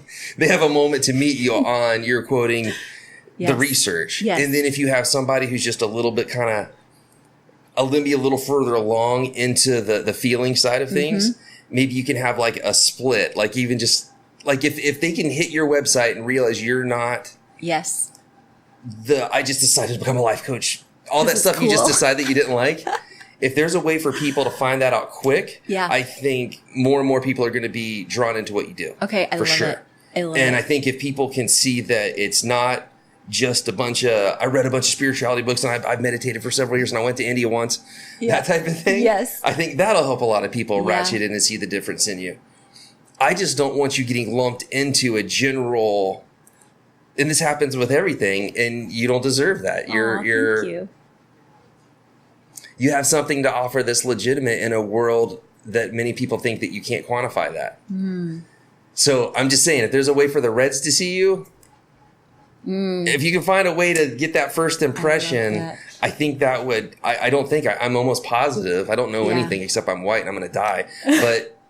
But I'm pretty positive that's what you need. And it's actually perfect timing, because I legitimately this week am starting a complete relaunch of my website, and I'm 100% refocusing it on the elite global leaders, the Reds, because that's my entire background. And my current version of my website, this is such a beautiful actually testament to Nosara, because the pendulum swings in our life, right? So I was so analytical, so corporate, so academically driven for my entire life. I needed to give myself permission to be the weird hippie chick doing yoga on the beach. And so I gave myself full permission. That was scary, vulnerable. I remember the first time I posted that website, I was like, oh my God, I look like such a flake. And I'm like, fuck it, I don't care. I'm going to just own it. I'm going to that was my shadow work. I'm like, I'm just going to step right into the terror. You can't even imagine the terror I had posting that, coming from. I can't. I just launched richburnham.com and I couldn't do it. Academic background. Corporate, elite, blah, blah, blah. So for me, that was a rite of passage. I needed to give myself full permission to out myself. I literally had to come out of the closet, out of the spiritual closet. Now, thank God, all the research and every single other thing is supporting back in that middle path, which is what it's all about. So that's what I'm in the process of doing. And I appreciate, I'm going to come back to you for feedback on my languaging on my website, if I may. And I've actually made a very clear decision in the last really 6 months. I've been in Davos at the World Economic Forum doing this TEDx talk. I'm being asked to speak at these like global summits on cryptocurrency. And so they're coming to me. The Reds are coming and they're ready for me now. They weren't all ready for me yet, and they're not all ready now, but enough of them are ready that I'm focusing 100% of my work going forward on the Reds, on the global game changers, on the founders, influencers, and elite global leaders, because I'm obsessed with, and so the languaging is going to go back to leading with research, leading with all the facts, all the things that make, it's creating a safe container for them to be like, okay, she's one of us. Because I am one of them, 100%. And that's why when I'm in Davos at the World Economic Forum and I start chatting with like the head of whatever investment bank, instantly, I don't actually need to convince anybody of anything when I start talking to them. That's what I've found. As soon as they spend about 3 to 4 minutes with me and I can meet them in whatever languaging they feel comfortable in, the trust is there, the guards come down, and the sales process, as you have beautifully challenged me on, is done. It's like a show don't tell. And I have the depth, I have the background, I have the respect and appreciation for the analytical side of things. I deeply respect research. I've proven it to myself, so I no longer feel the need to prove it. People buy off emotion and justify with facts. Yeah. What you just described to me, first off, the sales process, it's always on. It never isn't with you. Mm-hmm. You are I am. A drip system master. I still don't even know what drip system is. Yeah, we got sidetracked. I need to go back to there. But back to what you just said. You meet someone, you said 3 to 4 minutes. Some people, it might take 10, 20, 30 minutes. Some people have to say a whole lot of words and they're just shotgunning their approach. Your approach is, you generally don't remember what you say half the time because you're just speaking from your heart and you're just flowing, correct? That's what I understood you to say earlier. That person felt your conveyance of energy. Yes, exactly. It wasn't any humdinger of a word that you said or some zinger sales line. It's literally just felt who you are and said, all right, I think they're authentic. And that feeling felt good. And now if there's just enough facts and figures, they're in. That's exactly right. Buy off emotion and justify looking for facts. That's exactly right. You make people feel nice, and that's why they go further with you. Correct? And the reason I make them feel nice is because I have genuine love for humans. Okay, so that sounds spiritual, but it's also supported by research. Well, it's also the most passionate thing that you said today. You said the one thing I'm at is an absolute ninja master, whatever your term was, of loving humans. Yeah. Then you followed it up with a great, I can't tell them anything, but I know that I'm amazing at loving them. Mm-hmm. That's where your drift system is, when you're dancing on the beach and it pops across an Instagram feed at the right time, at the right moment. And that's what you described a while ago. People contact you all the time. I just needed to hear that. I just needed to see that. Yeah. But you don't turn off. You seem to be pretty consistent with who I am. It's not a thing I do. Okay. It's who I am on the planet. And I've done the shadow work for everybody. I feel that's who everybody I know. It's who everyone is on the planet in their truest essence. All right. So here's something that a lot of the moms out there, we've talked over 100 times. How do you do this with this much conviction, having 4 kids and a life? And this is a shout out to the parents, because they are my greatest teachers. My kids are my greatest teachers. They are my humility, my learning. Having these 4 perfect little beings enter, being the vessel for them, first of all, that's a whole other story about that journey.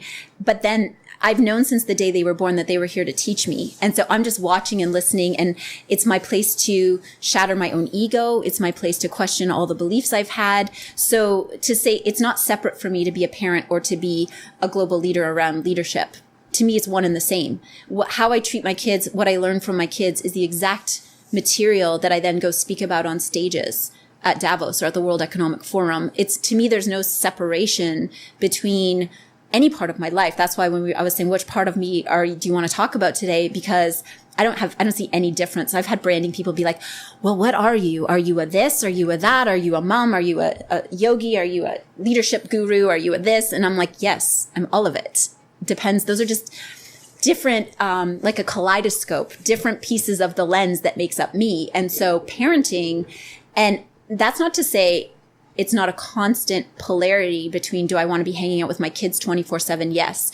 Do I also want to be creating work that I know is of great value to people out in the world? Yes. So that's that healthy tension of making conscious choices and different life stages. When the kids were little, I was very, very present physically and time time-wise with them. Now they're older, they're in school all the time. I have more time. I'm more clear on the fact that getting on a plane and going away to speak somewhere internationally, they're going to be just fine. They've got the foundation. I've got the support system. They've got a beautiful tribe here to support them. That's a season that has changed. I didn't miss a single drop off or a pickup when they were bababies. Like I was at every music class, every gymboree. I squeezed my clients in at 4:30 in the morning for emails but seasons and life changes. So if parents have young kids and they're like, what?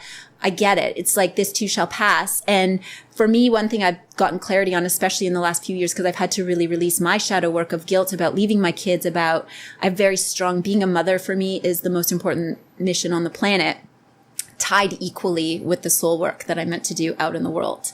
And that's been a very recent awareness. I used to have guilt and shame about the desire and the calling I had to serve out in the world because I thought I had a lot of imprinting about what it was to be a good mother or a good woman. So I had to undo a lot of that in order to honor the truth of my soul calling, which is that I'm equally called to be a parent and a member of family as I am to serve out in the world. And so that's just a constant dance of making conscious choices every single day according to where I'm at, where everybody else is at, and just doing the best and knowing that I'm going to fail sometimes. And that's when we practice deep compassion and self-love and sometimes making things right with other people and cleaning up messes, which is just another whole beautiful place to play. Well, hey, you said a couple things there. First off, thank you for sharing that. That was an honest moment that people listening to this could help. It could help them because, again, everything seems so perfect for you and you've got it all figured out, right?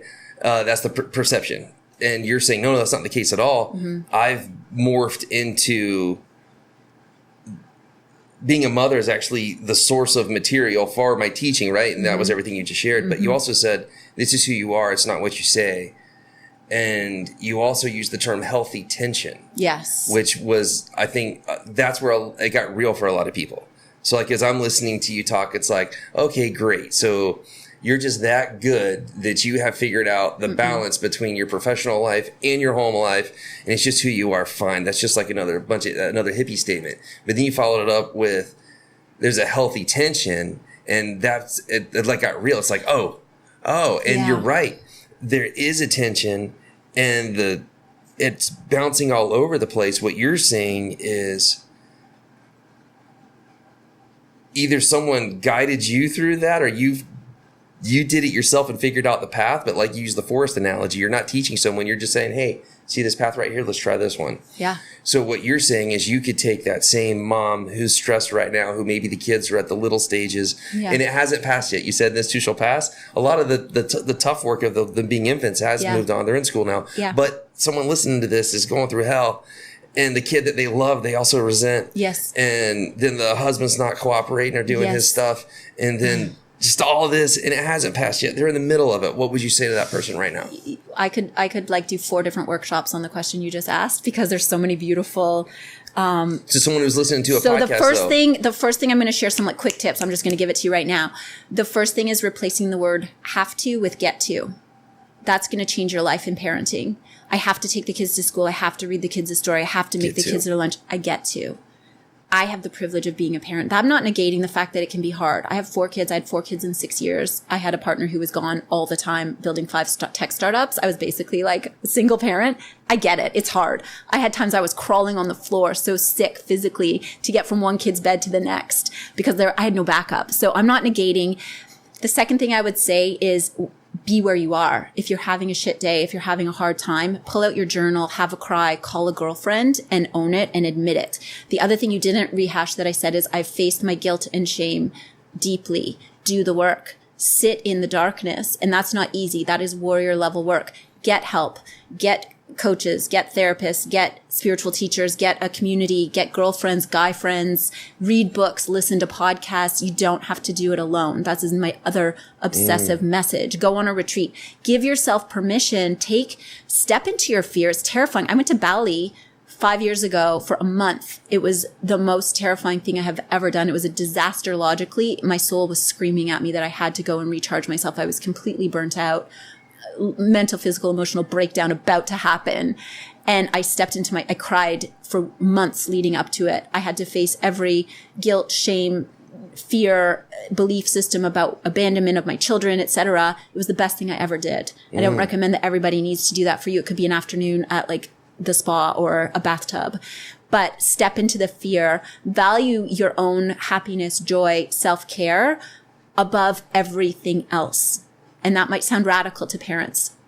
Make yourself value your own physical, mental, emotional, spiritual well-being above everyone else. This is especially for mothers. If you're burnt out, if you're having a mental or emotional breakdown, you are of no use to anyone.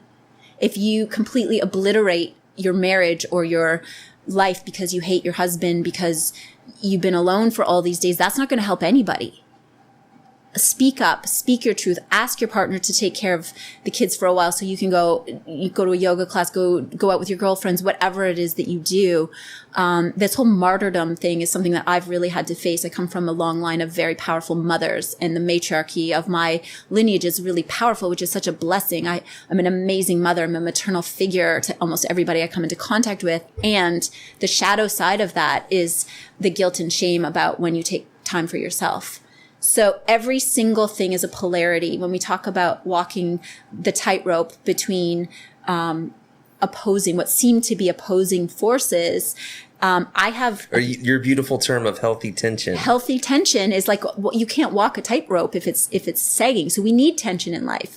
We need to make choices. We need to me, that's the aliveness and that's the juiciness of life. Would my life be like I have loads of friends who don't have kids yet or don't want kids, and they're doing similar work to me, and they're working like 14 hours a day and they're killing it in their businesses. And there's a big part of me that's like, wow, that must be amazing to just like get to like work all day and not have to go do pickups and drop-offs and all this other stuff. And then I spend 5 milliseconds with my kids and I'm like, oh my God, this is the best thing ever. I'm out on surfboards with my kids now, who I had to teach how to swim. I had to like do all the surf lessons. I was out there with the camera while they were learning to surf. And now I'm sitting out there with my kids on surfboards, watching them shred down the line. And I'm like, there's nothing that can replace that. And so again, like anything, you got to put in the work. You got to earn your happiness in some ways. If you didn't have the contrast of the hard times, of the sleepless nights, of the stress, of the not knowing, there's no way you could experience the joy and elation of the good times. And without that contrast, you wouldn't appreciate the light nearly as much. So I just got an idea. So again, thank you. But in the interest of time, I know we got to get you out of here too. I have an idea. Sometime, maybe this high season or just after, we should do an episode where people can ask questions. Yes. And I'll collect the questions because they're going to come in and people will send them to me. And then we'll sit down and you can tackle each one. And maybe we'll allocate a certain, That's my favorite way to do stuff. You do that sometimes? That's my favorite. Q&A is my favorite because I like just bouncing and like riffing on whatever people are thinking about. I would love to do that. Okay, because there's a lot of energy behind this and I'm enjoying the conversation. And also I want to offer that I'm so excited and happy to connect with anybody who wants to just reach out to me. I always answer my messages on Instagram and Facebook. And if people just have quick questions, I'm really here in service, and I'm respectful of my own time. I'm respectful of my own boundaries. But if people do have their interest piqued or they have any questions or they run into me on the street in the community, unless I'm like running down to go get my kids or something, I'm so happy to chat. And I'm deeply in love with and obsessed with human connection. So in any way, shape, or form, I welcome it. I invite it. And I also know if it's not the right timing, I'll let you know. But otherwise, I'm here in deepest service. Right on. Well, this will reach it'll reach a couple folks. And the one thing I've learned from the podcast and also doing this weird Nosara podcast, because I'm not targeting the world. It's not like a general subject where this is all applicable. Well, this subject is, but Nosara is not applicable to someone in Asia or wherever. My point is this. Not everyone has to see this, just a couple people. Exactly. And that's it. A couple people for sure are going to get a lot of everything you shared, especially speaking from your heart on the end about the mothering and the challenges. That there's a lot of people out there who need to hear it and know that they're not alone, and you're out there for that matter. What do you dislike about Nosara?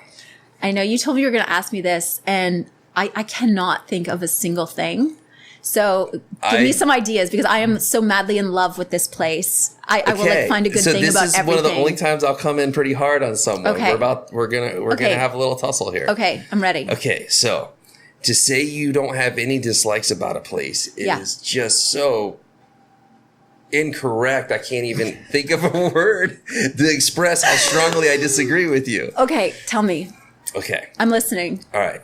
So you don't have it. Well, I already know you have dislikes. Do you like dust?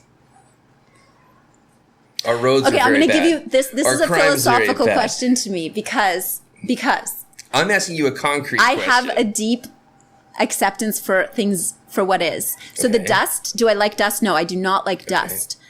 Do I appreciate the fact that we live on dirt roads and not on concrete roads? I love the fact. So for me, it's all about perspective. And so, you're transitioning, which you're a master of transition and taking things the right way and processing. That's what I'm really good at. So for someone to ask you something very negative, it's not in your It's not the lens that I look through the world. I tend to, and this is a choice I make. The things that trigger me or upset me, I use them as a mirror for where I'm still available to be triggered or upset. And I try to clean up. And then I also try to clean up specifically with that person if possible. And then beyond that, I look away and I walk on. And I don't I could focus on the dust all day, every day. It's a losing battle mentally. I'm just going to be pissed all day, every day. I got you, but we're going back to being a good guide and coach and making sense and all these things. Okay, I'll tell you one thing that I don't gravitate towards, that I don't love, is I know that in any small town, because I grew up in a small town, people like to talk about other people's business. And that is one thing I will be very open and honest about, that I have no use for. And I'm not interested in other people's business unless they want to talk to me directly and they want support or they want a friend. But I don't like gossip, and I don't like people making stories up about other people that they have no idea what they're talking about. And I grew up in a small town, and I was, my family was my dad was a physician, so we were well known. And so I have a very strong dislike for people, gossiping, talking about other people's business. And I don't want to hear it, because also I don't want to run into someone in the grocery store and have weird information about them. I'm like, I don't want to know. If somebody wants to tell me their intimate secrets, I get paid to do that for a living. I love hearing people's truth. I love hearing people's stories. I'm all in if you want to have a constructive conversation. You're describing that old saying, small town, big hell. Yeah, I know. I've heard that people say that about Nosara. Okay, so I grew up in a small town, so I'm highly, highly Can I get you to admit that you don't like... Actually, you know what? I won. I'm good. You don't have to say anything else. I said I don't like gossiping. You know what? You got it. Germaphobe, you got it out of contact. Me. That's the purpose of the question. There's something and also I would argue it's okay to say I dislike gossip. And then I'm going to flip it around too and say, I got it. Because what I love about a small town is that people care. Okay. So the flip side of the shadow of gossip, and I come from a small town and my family has had trauma, and man, can I tell you that small town has rallied around us. So as much as people think everybody else's business is their own and it's annoying, when stuff goes down, the thing I love, and we see it here when the flooding happens or when crisis happens, people rally. People care. So the shadow side of gossip is that people care about other people's business. The light side of gossip is that people care about other people's business. So that's what I will... We have the same opinion on all of these things. That's what I'll say about that. I'm just trying to empower you. It's okay to say I dislike something without having to transition it. But you know what? I totally respect, because one of my big training techniques is pretend there's a you on your head. And when someone sends something at you, you have to be able to transition it back. Yes. And that's what you're doing to me. So I'll respect that. Thank you. We actually share the same opinion. And do we hate the dust? Do we hate the roast? Do we hate all these things? Of course. But is there a good side that comes with all of them? Pretty much. Yeah. It keeps people who can't handle a little adventure, keeps them away. My biggest dislikes of this place is the social gossip scene. So I actually have the same answer as you. And then crime. That's probably... Yeah, I know. You and I have spoken about this in the past. And I see it. I have not... I don't want to jinx anything by saying it out loud. But I have not been immediately impacted by it. So I don't want to say anything more about that. But I see it. And it just personally hasn't been on my... personally impacted as much, other than awareness. Knock on some wood or keep putting I know. I'm like, I don't want to say it out loud. I don't want to say it out loud. Oh man. But I hear you. I hear you. Yeah, crime, cars, and electronics. That's what I hear you. That's all I'm going to say. Crime, cars, and electronics. I hear you. Okay, last question. What are your 3 favorite restaurants in no particular order and what do you like to get there? Oh my gosh, this is tough. I love to eat. Just spit it. Don't think much about it. Okay, Olivia's for sure. What do you get at Olivia's? Olivia's Pizza, and I add olives. So good. Little secret if somebody doesn't know that. And La Luna, for sure. Vibes there. What do you like at La Luna the most? Shrimp tacos and Mediterranean platter to start. Right. And then I would go beach dog. What items at Beach Dog do you like the most? I really like the way that they're really pushing into the vegan space. I eat like pescatarian, but I love the creativity around. So last night I had this like vegan burger. They have a lot of just really good plant-based options. I just had really that same like. burger. It's so good, right? Yeah, it actually is good. Yeah. So I don't know if you saw the podcast with Mike, but Mike and I have been friends a long time, and I always tease him about how he's like the angry chef. Yes. But now he's turned into like the nicer chef. He's like the Buddha chef. He's like transitioned. I know. I love him. He's been a good friend of mine too since they opened way back when. I used to go in fact, I was talking to him about it the other day. I used to run when I was like pregnant or babies in strollers, and they were the only place in town that made a latte way back when. So I would do my full loop of my run. I was a big runner, and I would stop and chat with them and get a latte there. So yeah, that place is like. Shout out to all these restaurants. But so with Mike, I was very suspicious. He's like, I'm getting this vegan thing, man. I'm going for it. I'm like, dude, vegan food tastes like a shoe. I know. Just don't lie. Just say, hey, this tastes like crap. And I would always tell him, it's like, man, I don't want to pay money to eat something. I think someone ought to pay me to have to eat. Yes. And, agree. And we bicker about it, and I tease him, and he's like, I'm making this burger. And then they came up with one, and now he has another. And I go in there and order it. And Mike wins. So no, I think he's so creative, and he's a good friend as well. And I always love to chat with him. And that's for me. And that's what Nosara also embodies for me. Is it's such a microcosm of, to me, all the highest aspirations of what makes people thrive. So the food scene here, I think, is amazing. The focus on local, on healthy, on community, on for me, again, is a global leader in the sense of like this beautiful little like petri dish of possibility of how I feel the rest of the world should live, to be honest. Like if they want to thrive, if they want to eat, gross food and be, not healthy, that's their choice. But Diego, in his podcast, he shared how passionate he is about food.